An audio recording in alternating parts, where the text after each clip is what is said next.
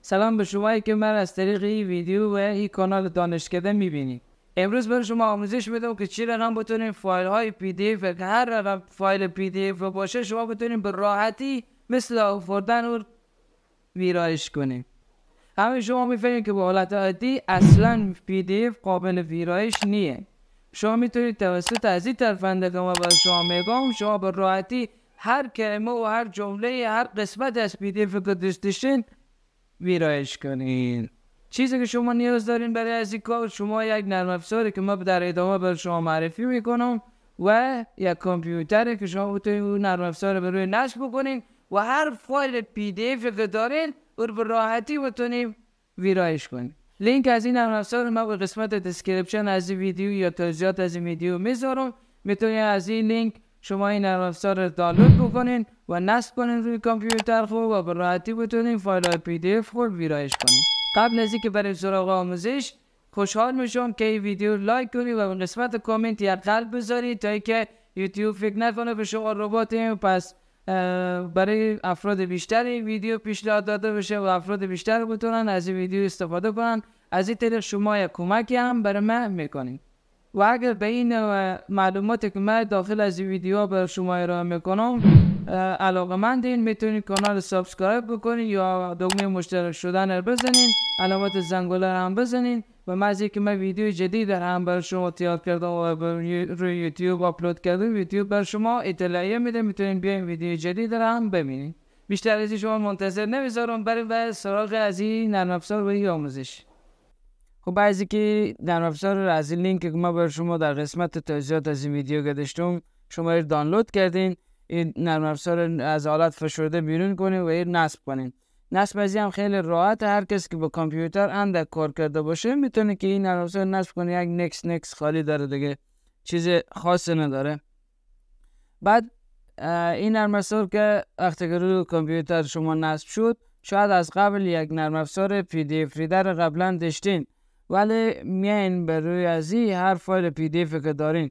البته دوستان میشه که بعضی از فایل ها توسط خود فوتوشاپ هم ادیت کرد، اما خود توسط فوتوشاپ مقدار زیاد جنجال داره، یعنی مشکلات از خیلی زیادتره. توسط از این نرم افزار که من بر شما گفتم توسط از این میشه خیلی راحت این کار رو انجام داد و هر قسمت از پی دی اف شما تغییر بدین. میایم به قسمت اوپن ویت و این فایل پی دی اف خود توسط از این نرم افزار که جدیدا نصب کردین این رو میکنیم. خب این یک فایل پی دی اف که فایل فرم آفلاین تذکره الکترونیکیه که من رو کردم، میخوام بعضی از این قسمت ها رو تغییر بدم. البته دوستا و دست کسایی که ثبت نام تذکره الکترونیکی میکنن من یک نکته برای از اینا دارم که در آخر از ویدیو برای از اینا میگم. کوشش کنین تا آخر از ویدیو تماشا کنین و هیچ قسمتی را از دست ندین، چون واقعا این نرم افزار شگفت انگیزه و هر فایل پی دی اف که شما دارین میشه که موارد از اون تغییر بدین. قبلا گفتم که با فوتوشاپ هم میشه این کار کرد، اما فوتوشاپ مثلا یک صفحه باشه شما میتونین تغییر بدین، اما با این نرم افزار شما میتونین یک کتابی هم که قبلا به شکل پی دی اف بوده اون میتونیم تمام موارد از اون عوض بکنین و هر قسمتی که خواستین او رو عوض بکنین. یعنی چندین صفحه داره. توسط از این نرم افزار شما به راحتی میتونیم ایروا کنین و تمام صفحات از این به پیش رو شما باشه و هر قسمتی که دوست داشتین تغییر بدین. حال دوستان میایم به قسمت تغییر دادن از این. تغییر دادن از این فایل های پی دی اف دوستا به چند دسته تقسیم میشه. بعضی از قسمت های از این فایل پی دی اف ما به شکل متن ذخیره شده، به شکل نوشته ذخیره شده که وارد پی دی اف شده. بعضی از این قسمت ها به شکل شیپ یا شکل وارد از این فایل پی دی اف شده و این ذخیره شده و بعضی از این قسمت ها به شکل عکس ذخیره شده که از دیگه قسمت رو طراحی شده توسط دیگه نرم افزار طراحی شده و وارد از این فایل پی دی اف شده و او به شکل پی دی اف ذخیره شده و ما حالا میخوایم که همین رو تغییر بدین. میایم به قسمت از این ادیت. وقتی گزینه ادیت بزنین اینجا بریم و چندین گزینه ادیت. قابلیت های خیلی بیشمار داره این نرم افزار که از این جمله این قابلیت تغییر از این بر شما میگم، قابلیت ویرایش از این میگم.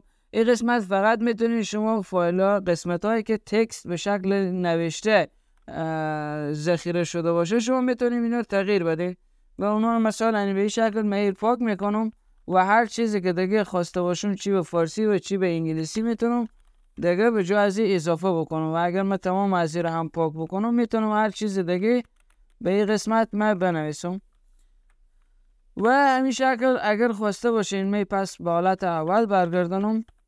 خب قسمت دیگه داره دوستا و این قسمت که میتونیم ادیت آبجکت که بزنین شما میگه چی چیزا رو میخواین که ویرایش کنیم. تمام از اونا هر قسمت که کلید کنیم قابل ویرایش باشه یا فقط تکست، اونایی که به شکل نوشته ذخیره شده و یا اونایی که به شکل عکس ذخیره شده و یا اونایی که به شکل شیپ ذخیره شده. ما تمام از اینا مثلا میزنیم که همگی بالات ویرایش برای ما قرار بده و انا حالا به روی هر قسمت که ما کلید کنیم قابل ویرایش. من دلیت میزنم این دلیت میشه، خیلی راحت پاک میشه. میتونید یک چیز دیگه به این قسمت بیارین، این هم به این شکل اگر دلیت بزنم این کامل پاک میشه و میتونم حتی این به شکل تکیه هم ویرایش کنم. میتونین بازم پاک بکنین، تکیه حروف ها از زیر پاک بکنین یا به شکل تکست بیارین که فقط بتونیم که نوشته ها از زیر تغییر بدین و همچنین هر قسمت دیگه دوستا شما میتونین تغییر بدین، اونا از جای بیجا کنین، یک جای دیگه انتقال بدین، رنگ از اونا رو عوض کنین، هایلایت کنین. این همه گزینه‌ها بر شما این در اختیار شما میذاره که هر قسمت رو که خواسته باشین شما بتونین تغییرات بیارین. ببینید دوستا این تمام قسمت ها میشه که شما همگی تغییرات بیارین.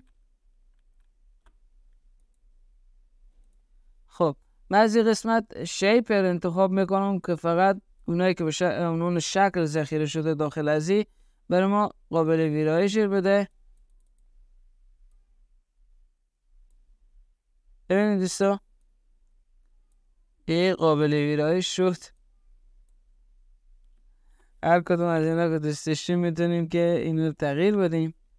خب دوستا برای هایلایت کردن یک قسمت از متن هم شما میتونیم که متن نخور ابتدا انتخاب کنین یا نوشته خور از قبل انتخاب کنین، به حالت انتخاب در بیاریم. البته قسمت روی حالت انتخاب تکست شما کلید بکنین، جایی که با حالت انتخاب تکست باشه شما میتونین که اونا رو هایلایت کنین. ببینید آیا میشه که ما این رو هایلایت کنیم یا نه و روی گزینه هایلایت میزنیم که متاسفانه هایلایت این قسمت امکان نداره. پس قسمت هایی که فقط با عنوان متن ذخیره شده باشه میشه که اونا رو هایلایت بکنیم. به این شکل هر رنگ که خواسته باشین هایلایت بشه و از این قسمت هم فیصدی و رنگ از اون نشون میده که چی مقدار تیره یا روشن باشه.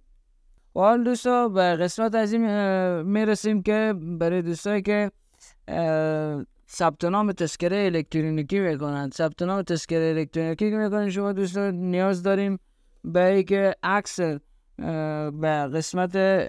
این قسمت شما عکس مشتری وارد بکنین. من خیلی از دوستا دیدم که عکس چاپ میکنن ابتدا و بعد میایم به این قسمت چسب میکنن یا سنجاق میکنن که خیلی راحت بدون از اینکه کار رو انجام بدین شما میتونید فایل رو به این قسمت وارد بکنین، عکس رو وارد بکنین توسط از این گزینه رو میزنین و این قسمت که ما عکس به اون جگه وارد بکنین این انتخاب میکنین. از این قسمت برای ما میگه که عکس خود که شما از قبل دارین این برای ما نشون بدین و انتخاب بکنین. من این عکس رو انتخاب میکنم و کلید اوکی میزنم. ببینید دوستا خیلی راحت به این سر جا میای و این عکس جابجا میشه. بعد از اینکه شما چاپ هم بکنین دیگه نیازی نیست که عکس با حالت فیزیکی باز بیایم سنجاق بکنین یا چسب بزنین. البته شما دوستی که این ویدیو رو برای اولین بار میبینین میتونین وارد کانال ما بشین و کل آموزش های خفنی که من داخل از این کانال خود دارم ببینین.